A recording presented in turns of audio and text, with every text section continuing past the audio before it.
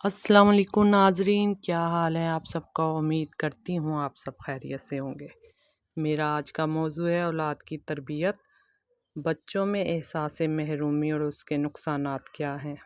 اکثر بچے اپنے ماں باپ سے اس لیے خفا رہتے ہیں کہ وہ ان کو اپنا پورا وقت نہیں دیتے، ان کے ساتھ کھل کر بات نہیں کرتے۔ احساس محرومی کا مطلب ہے کہ بچہ اندر سے خود کو خالی سمجھے اور اسے لگے کہ مجھے پیار، توجہ اور یا عزت نہیں ملی۔ یہ کمی بچے کو ضدی، غصے والا یا احساس کمتری والا بنا دیتی ہے۔ بچے کو اگر گھر سے ماں باپ کا پیار اور توجہ نہ ملے تو بچہ بگڑنے لگتا ہے اور ضدی ہو جاتا ہے، جس کا نقصان یہ ہوتا ہے کہ بچہ پھر اپنے ماں باپ کا نافرمان بھی بن جاتا ہے۔ ایسا کیوں ہوتا ہے؟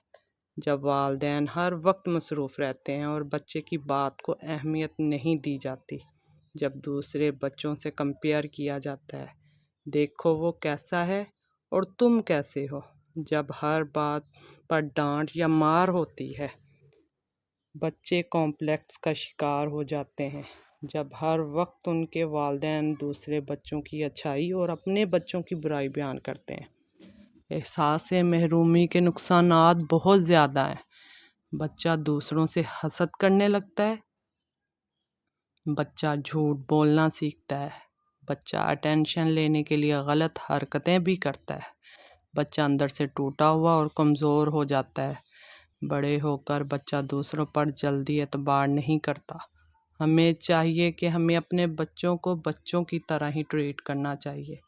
ہمارے معاشرے میں کہاں غلطی ہوتی ہے؟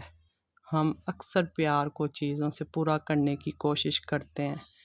کھلونے دے دو، موبائل دے دو، جبکہ اصل پیار وقت دینے سے ملتا ہے، چیزوں سے نہیں۔ بعض گھروں میں لڑکیوں کو کم اہمیت دی جاتی ہے، ان میں بھی احساس محرومی جنم لیتا ہے۔ بیٹی کو بیٹے سے کمتر سمجھا جاتا ہے۔ پھر کیا کرنا چاہیے ہمیں؟ روزانہ کچھ وقت صرف بچے کے ساتھ بیٹھیں، بچے کی بات کو غور سے سنیں، جواب بھی دیں۔ اگر بچہ ناراض ہو تو ڈانٹنے کی بجائے پیار سے پوچھیں کیوں ناراض ہو۔ بچے کی غلطی کو مذاق نہ بنائیں۔ بچے کو بتائیں کہ وہ آپ کے لیے بہت خاص ہے، جیسا بھی ہے۔ چھوٹا عمل یا بڑی طاقت سے ہم بہت کچھ بدل سکتے ہیں۔ بچے کو اس کی پسند کی چیز کھانے میں دیں، ساتھ بیٹھ کر کھائیں، اس کو گلے سے لگائیں، سر پر ہاتھ رکھیں، روز اس سے کہیں تم بہت اچھے ہو اور ہمارے لیے بہت خاص اثاثہ ہو۔